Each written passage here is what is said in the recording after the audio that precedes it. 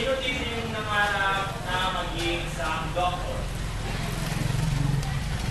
Doktor. Nurse. Police. Police, si Jairos. Ay, si Gia. Okay. So, si Gia, ano yung pangarap mo dati? So, maging...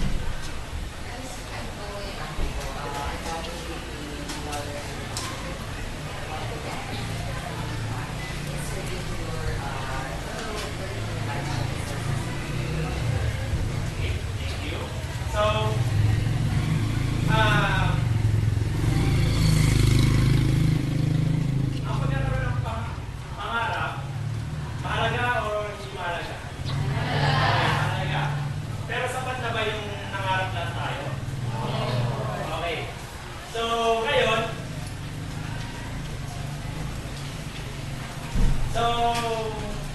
yung pangarap nyo na yan is gagawa natin ang malinaw na plan or clear plan. Okay, pero bago ang lahat, I want to close your eyes and think 10 years from now, saan na kayo nagtatrabaho? Who are the people you want to serve? And what kind of profession are you?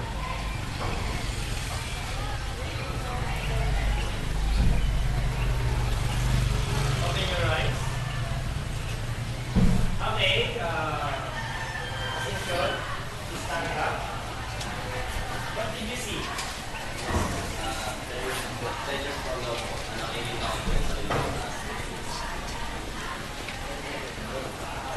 Bakit?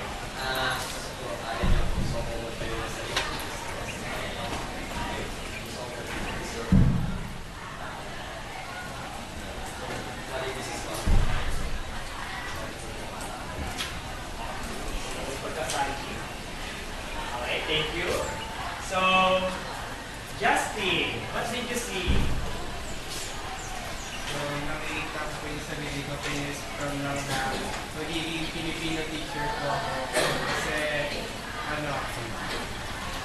gusto kong turuan since na favorite ko yung Filipino subject, gusto ko maging teacher katulad ng mga teacher ng Filipino upang maturuan yung mga estudyante magkaroon ng aral. Okay, thank you. Okay, pero kung papapiliin ka ng trabaho na health-related, ano yung trabaho na pipiliin? Doktor. Bakit? Okay, thank you. So,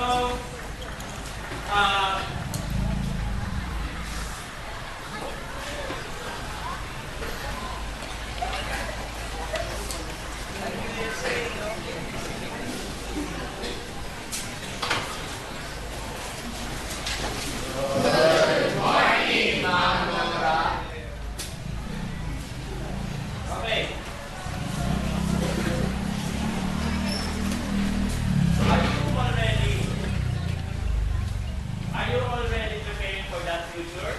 Yes. Sino yung yes? Sino yung hindi? Okay, do you have a plan to reach it? Clear plan? Kaya mong sabihin sa akin? Sino no? Sino no?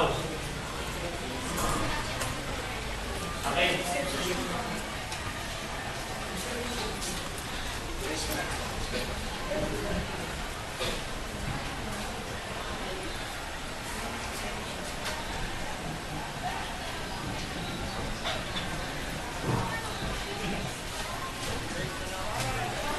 Okay. So, yung iba meron, yung iba wala pa akong plano. Pero don't worry dahil ngayon is pag-uusapan natin yung paggawa ng plano. Okay? But before that, I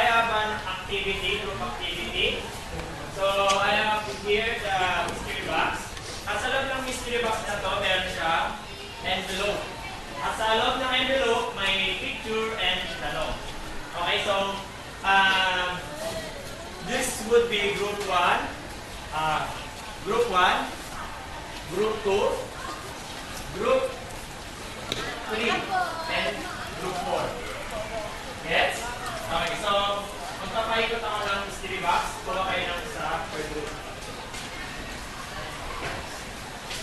Okay.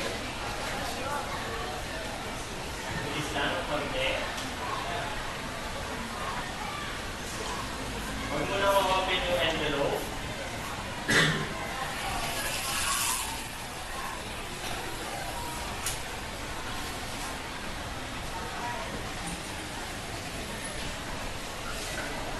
Okay. So ngayon, sa activity natin ngayon, sige, kunin nyo na yung kulay white na bond paper.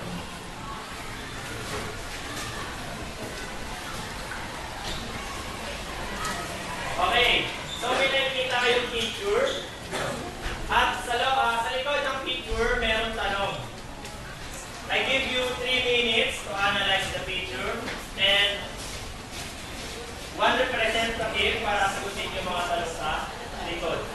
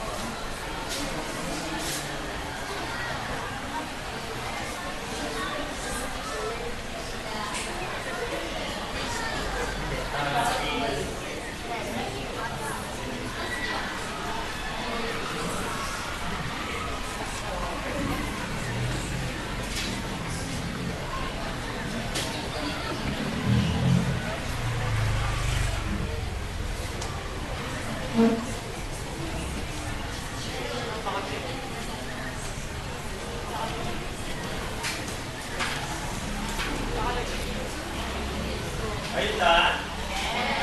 Okay. So, let's start to group 1. Okay. Group 1.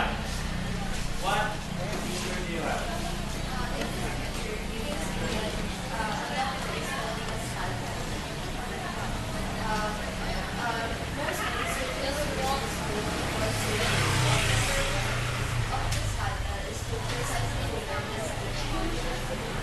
Okay, very good. So, yung scalpel is madalas natin siya nakikita sa surgery.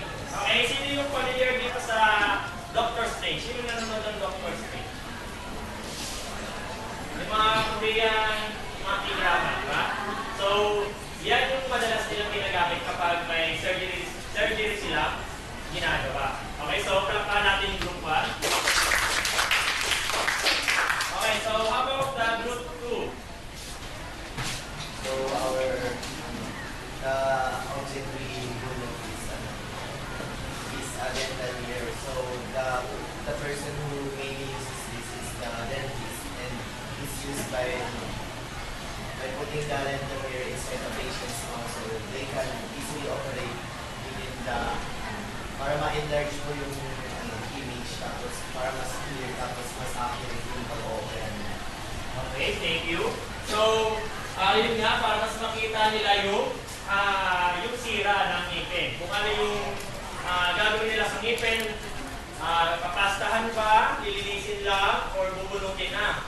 So, yun yung pinaka-use ng dental mirror. Palakpakan natin yung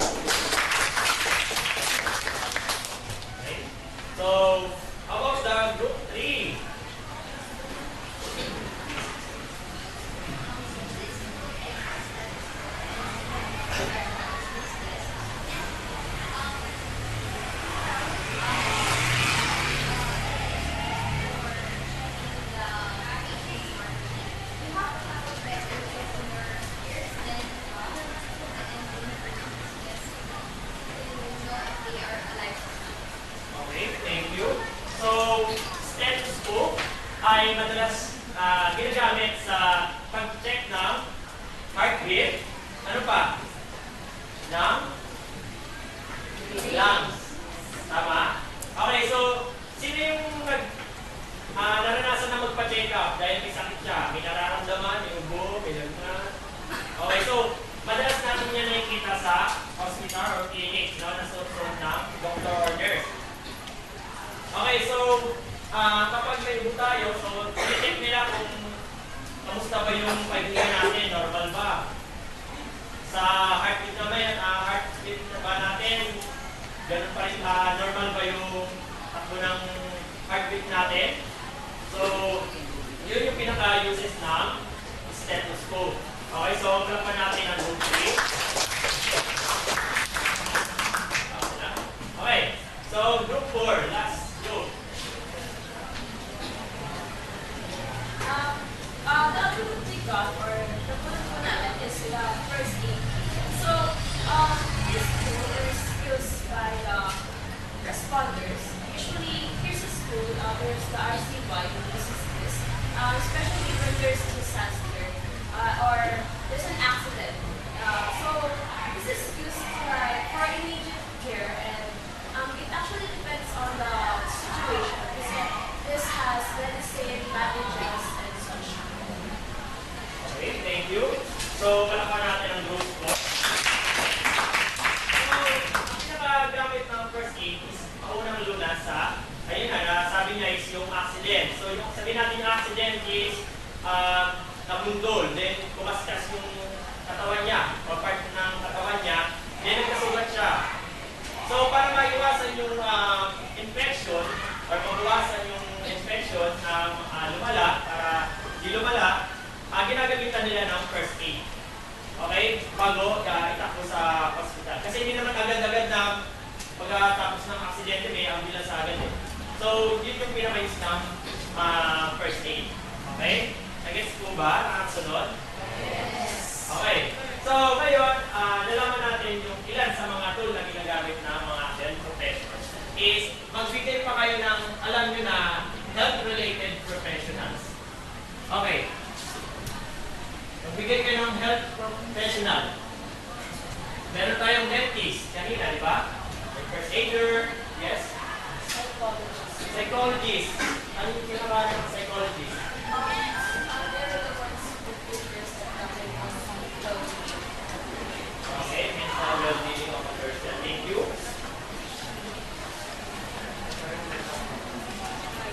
Okay, environmental. Ang trabaho ng environmental. Nag-check po sila ng environment space sa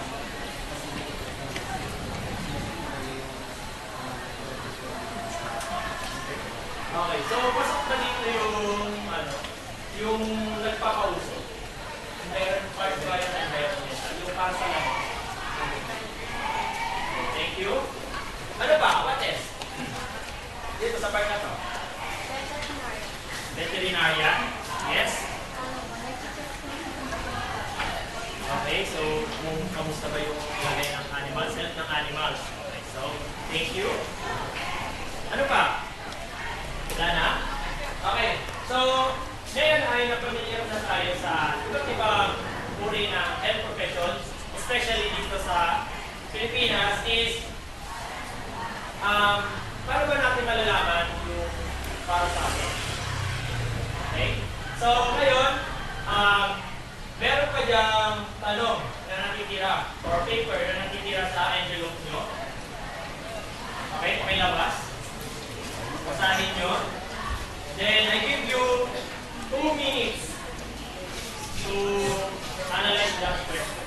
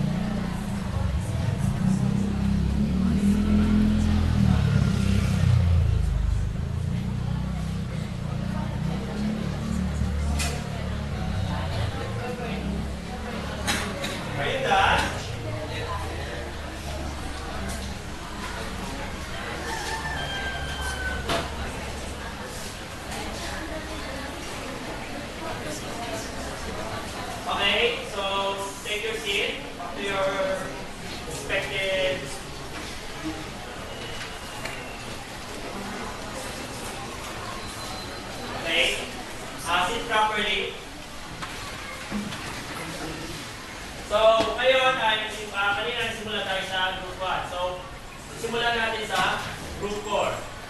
Okay, group 4.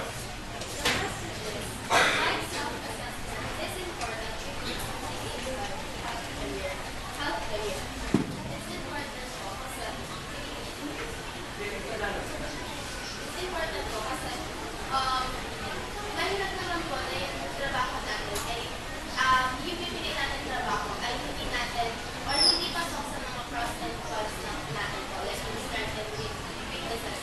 For example po, takot ako sa dugo pero gusto ko po ng doctor. So parang mahirap po yun kasi as a doctor, marami kang mga weakness na gano'n. Lalo na in surgery or emergency. Okay, thank you. So, palakpakan natin. Okay, so, ang napili niya ay why is, ano yung tanong? Why is self-assessment important to people? Okay, so, bakit daw yung self-assessment ay mahalaga bago kumuha ng or pumili ng trabaho. So, ang pinaka-example niya is yung doctor. So, as maging specific na tayo. So, yung doctor na yun is surgeon. Surgeon siya. So, more on ano talaga? Surgery. May maraming dugo. No? So, kung takot ka sa dugo, anong possible na mangyari? Mahimatay siya sa yung mismong trabaho niya. Okay? At hindi niya ma-perform na maayos. As a health professional, dapat listen properly. As a health professional, dapat pinipili natin, maging matalino tayo sa pagpili ng mga profesyon natin. Dahil buhay nila ay nakasalalay sa mga kamay natin. So ngayon, takot ka sa dugo, nahimatay ka during your practice or surgery. So, walang ibang doctor na kaya mag-perform nun, ikaw lang. Pero di mo nalang na takot ka pala sa sa dugo. Diba? So,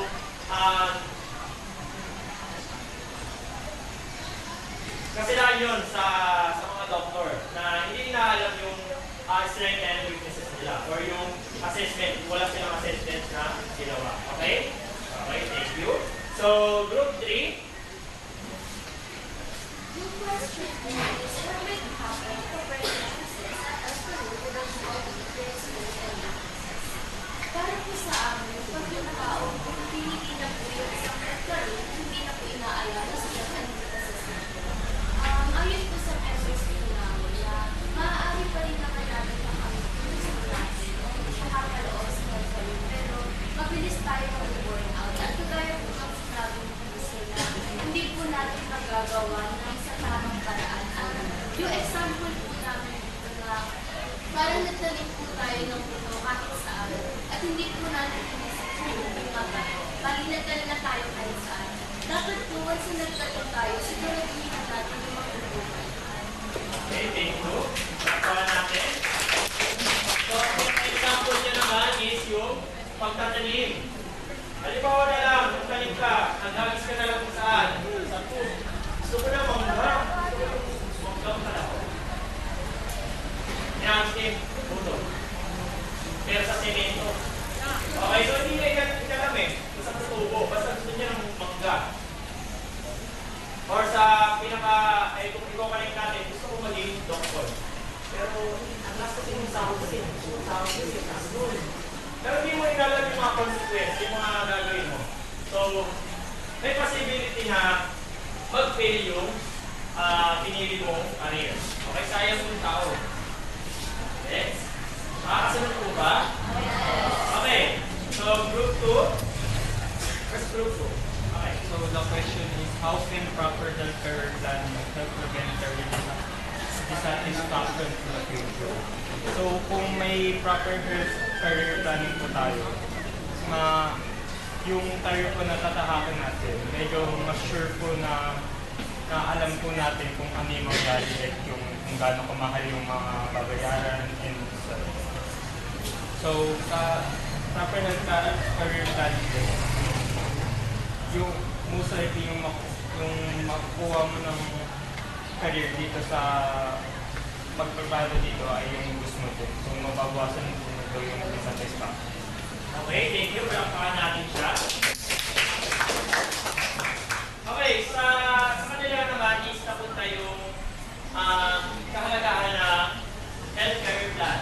Okay, so gano'n nga pangalaga yun. So, mapapawasan yung dissatisfaction mo kapag meron kang career plan. So, hindi ka basta-basta trabaho ng trabaho. Ay, ito ako, gusto ko ito, magtrabaho ka ako, baka sa akin ito eh. Anong nangyari? Hindi pasok. Hindi niya gusto pala yun. Nalulungkot siya sa trabaho. Ngayon, papalit na naman siya. Bago na naman.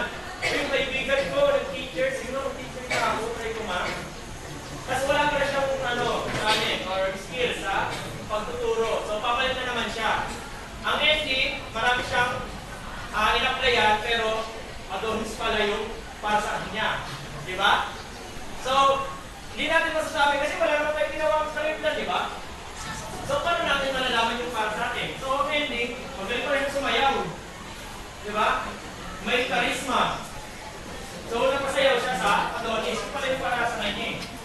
Okay? So, natagalan siya, nahirapan siya. Marami siyang tao na sinayang. Okay? So, how about the group 1?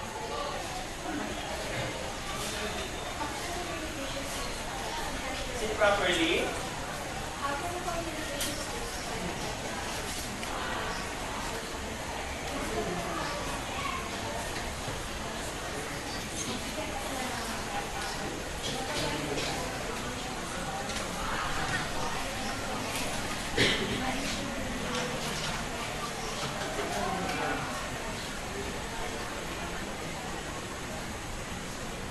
Okay, thank you.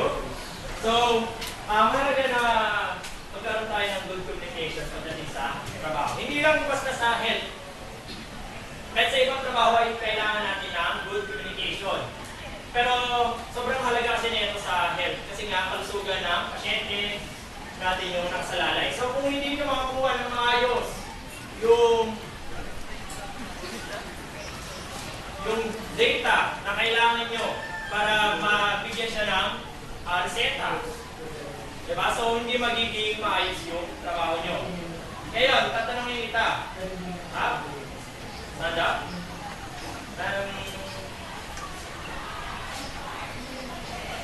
Ano ba? Okay. Okay, paliwanag? Okay. Ito yung example na poor communication. Okay? Inaayos ko yung mga sinabi ko, yung mga itatanong ko sa kanya. Ngayon, ang sagot niya sa akin, ha? Kasi, hindi ka, okay, take a seat. Okay, ngayon, hindi niya naiintindihan yung sinabi ko kasi nga, binigyan ko siya ng poor communication. Okay, so, ang sagot niya sa akin, ha? So, hindi kami magkakaintindihan kapag may poor communication sa aming dalawa. Okay? Nakakasunod po ba? Okay. Ngayon ay nalaman na natin. Ngayon is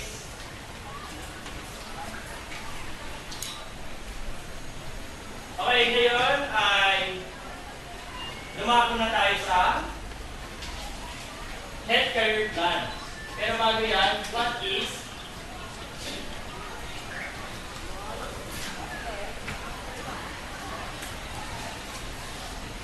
career?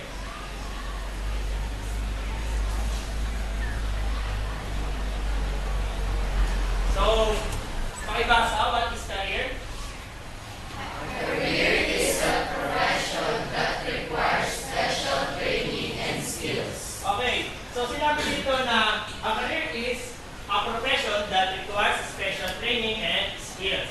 Alam naman natin na ang mga profession ay hindi pare-parehas. Okay? So, may mga special training sila ang ginagawa. Halimbawa, wala ng doktor. Iba yung training ng doktor sa training ng nurse. Iba yung training ng psychologist sa training ng dentist. Okay? So, may kanya-kanya silang training na ginagawa. So, ngayon, nakasunod po ba? Ngayon, what is health career? Anyone?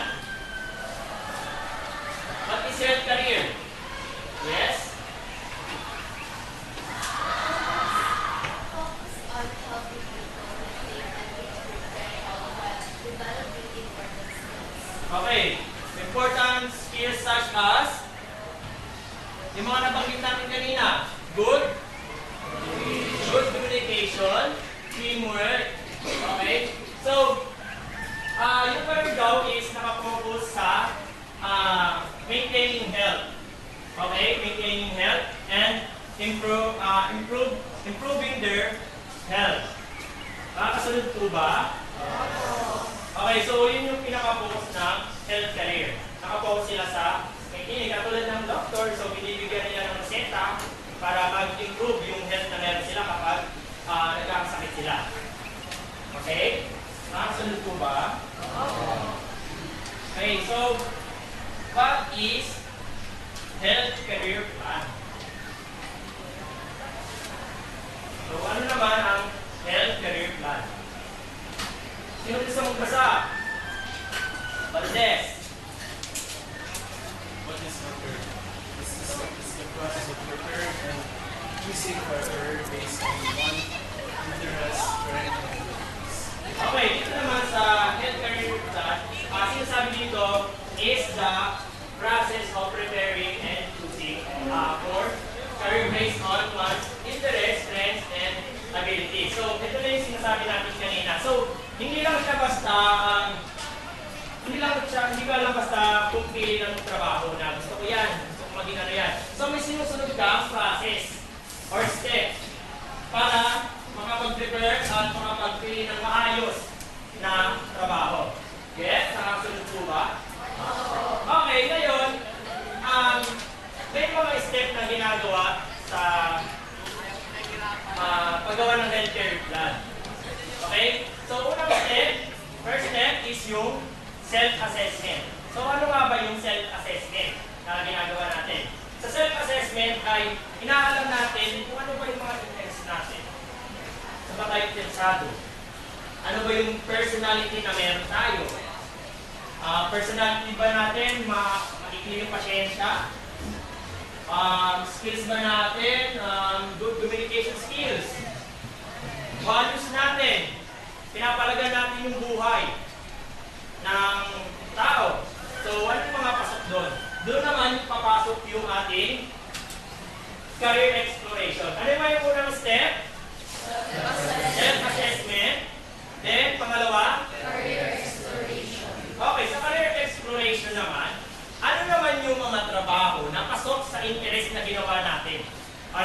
Sa self-assessment na ginawa natin. So kanina, nabanggit ko sa halimbawa natin is yung good communication skills. Ano ba yung mga health profession na pasok sa good communication skills? Magbigay. Yes? Psychologist. Kasi nagbibigay sila ng advice, di ba? About sa mental health nila. So, kailangan nila ng good communication skills. Ano pa? Psychiatrist. So, ganun din. Nagbibigay din sila ng mga advice sa mga pasyente nila. At kailangan nila ng good communication skills. Sabi ko nga sa inyo is mahalaga yung pagkakaroon ng good communication skills pagdating sa health profession. Okay? So, health or kalusugan nila yung nakasalalay sa'yo. Okay? So, ayun, mahalaga yung good communication skills. So, interesado ka sa science. Ano yung mga health profession na pasok sa science? Yes? Science, sige. Biologist. Thank you. Okay, environmental health officers. Dito, pasok sa science. Scientist? Yes, pwede, di ba? Scientist, from the word science. Ano ba?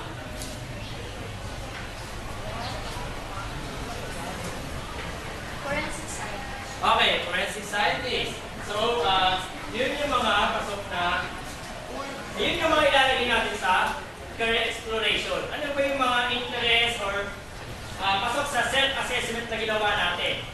So, marami na tayong nabigay. Sa science, meron tayong doctor. Di ba? Sa communication skills, pwede tayong mag-nurse. Kasi kumakausap tayo ng pasyente, di ba? So, nagkakaroon tayo ng communication sa sustente natin.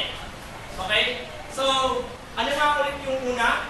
Self-assessment. Pangalawa? Career exploration. Okay, yung pangatlo naman is yung decision making. Okay, dito naman sa decision making, meron ka nang pinagpipilian. Halimbawa, pinagpipilian yung nurse, doctor, ano pa, dentist.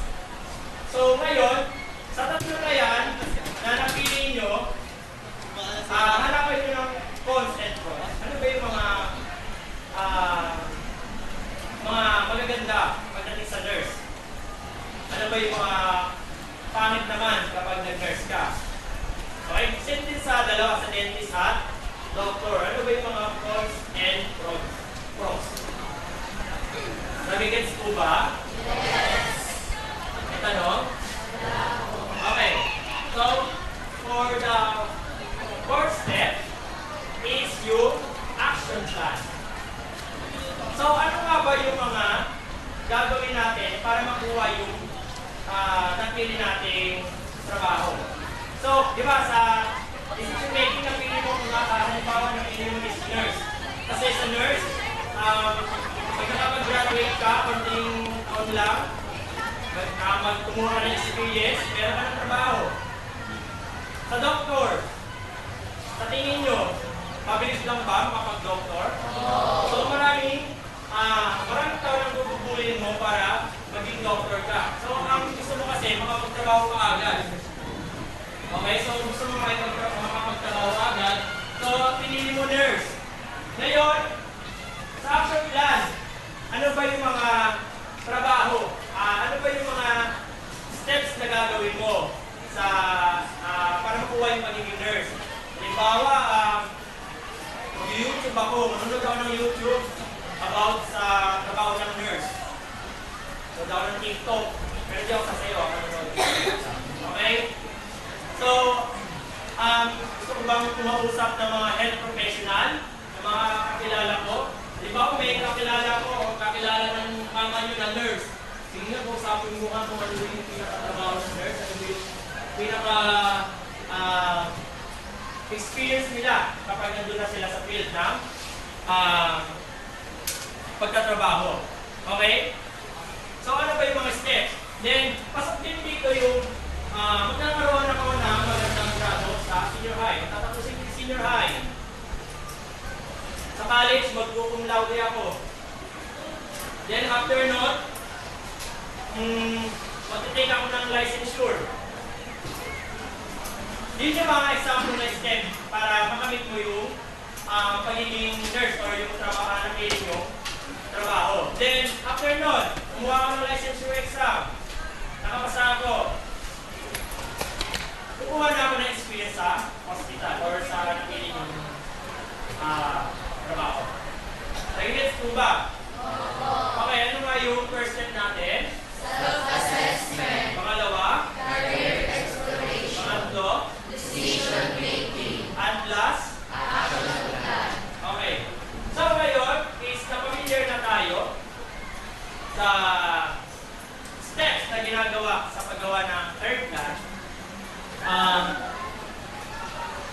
I-apply natin ngayon. No?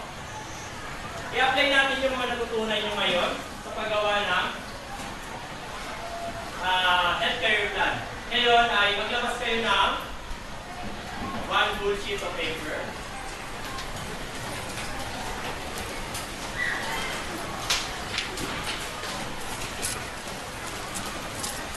Mabilis na po ng konti. Okay, I give you 7 minutes. 5 to 7 minutes. At kailangan nyo i-share yan dito sa harap. Kahit dyan na lang, tumayo na lang kayo. Pipili lang ako, hindi lahat kayo. Pipili lang ako ng mga mag-share ng kanila. Ginawang health career plan.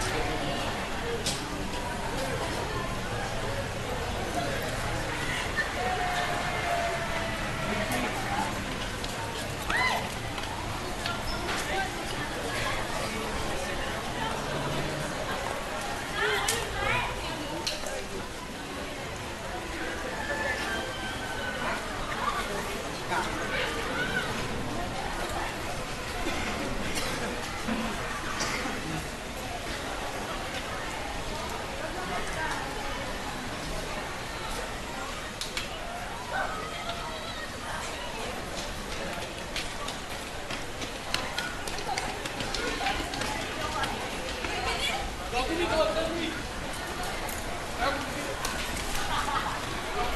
be!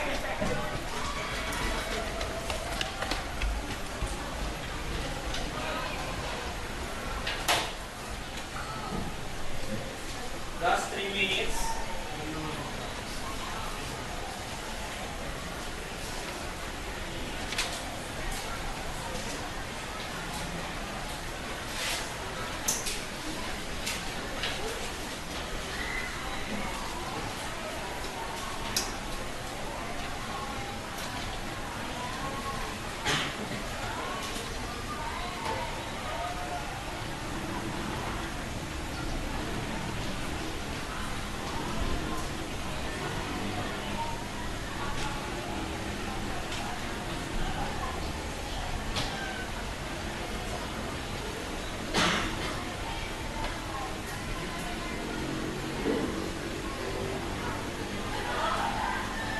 Last 2 minutes.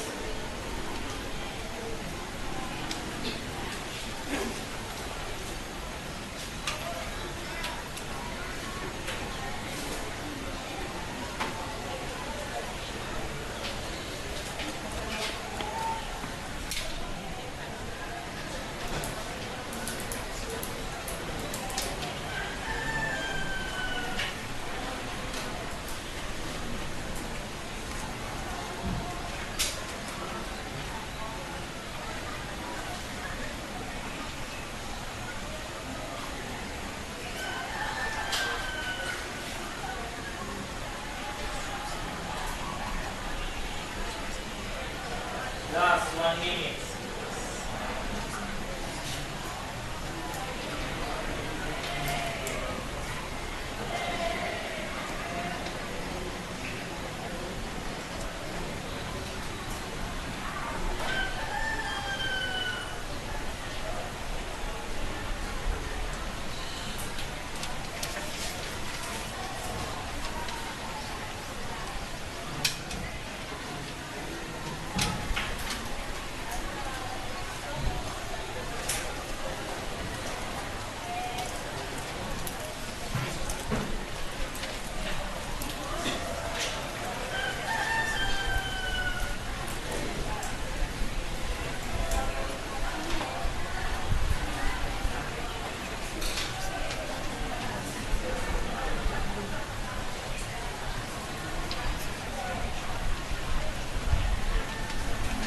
Okay, time is up. Okay, sino yung nakatapos? Yes? Pwede po bang share yung nagawa mo? Ginawa mo self-care plan? So for my self-assessment, I can Pag-ilinas ng boses po. So for my self-assessment, I can say that I am quite great in mathematics because I excel in numeracy-based activities. I also have great endurance because I am trained by the TSB to not get tired and pick up discipline. However, my emotions often controls me, leading to a negative behavior. So my career exploration is commonly suggested that I should become an engineer, civil engineer specifically because I like building and measurements.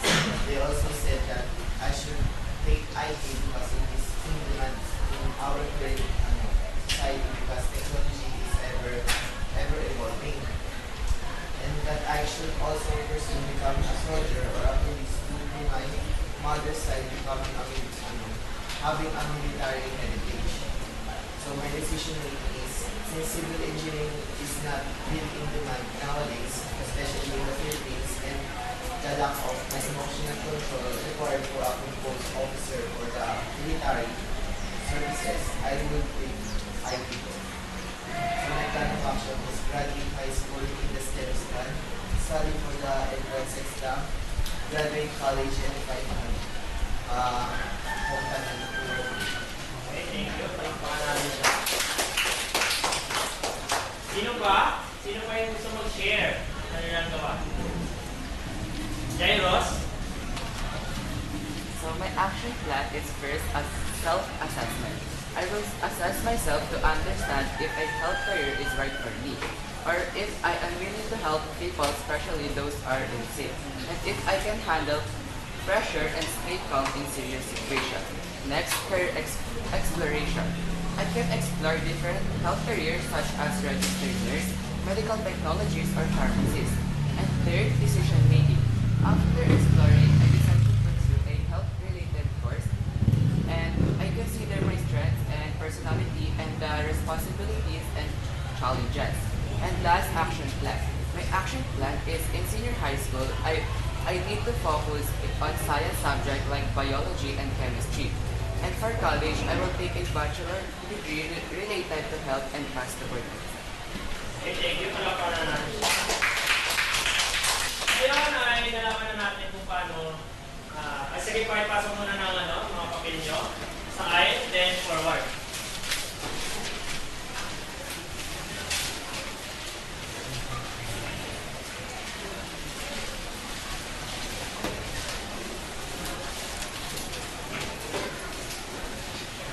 Forward.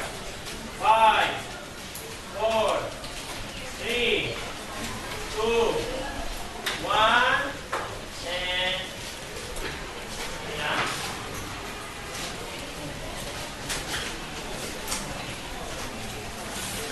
Okay.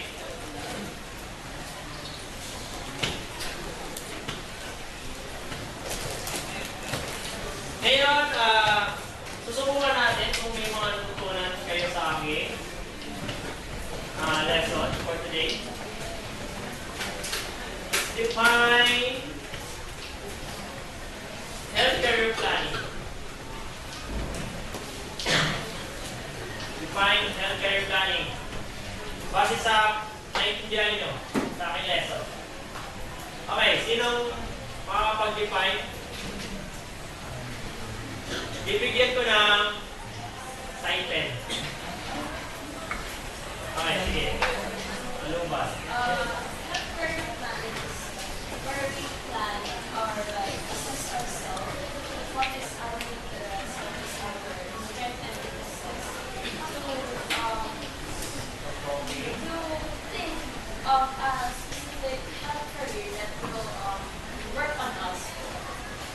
Okay, thank you. So, palakpakan natin si So, identify the 4 steps in making health career plan. Any other hand? Yes, Yusa. Yes. Okay, sige. Daniela? Self-assessment po, career exploration, decision making, action plan. Again. Self-assessment po, career exploration, decision making, action plan. Okay, thank you. Palakpakan natin. Isla! Why self-assessment is important in career plan? Why self-assessment is important in healthcare planning? Kind of important ang self-assessment when we're achieving our health career plan. Kasi we need to know our strengths and weaknesses when it comes to finding out kung ano po yung mga career na pwede mo sa atin. For example po, yung example po kanina dito na takot ko sa dugo pero gusto mo mag-doktor. So like, isa na yun sa mga weaknesses mo na ano. Pero although na may mga weaknesses ka, that doesn't mean na you have to give up on it. Okay, thank you. Palakpakan natin. Ngayon ay naunawaan na natin kung paano gumawa at ano ba yung mga kahalagahan ng paggawa ng health career plan. At may bibigay ako sa inyo assignment. Okay? So, the assignment is interview one person in any health-related and ask, what is your job? Why did you choose it? And what steps did you take to get there? Okay? So, be ready next meeting natin ay i-share nyo kung ano yung mga or sino yung mga na-interview nyo at babanggitin nyo yung mga question dito. And that's all for today. Goodbye, class. Goodbye, teachers. Goodbye, Ma'am. Okay. Thank you, see you.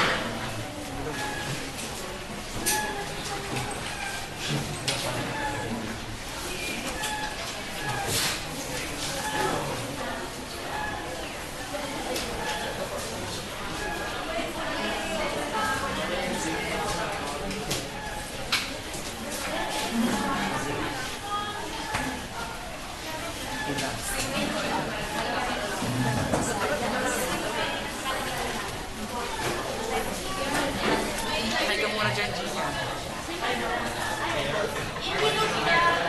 Saan? Sira? Tara na, gawin na natin. Paalam tayo sa ESC.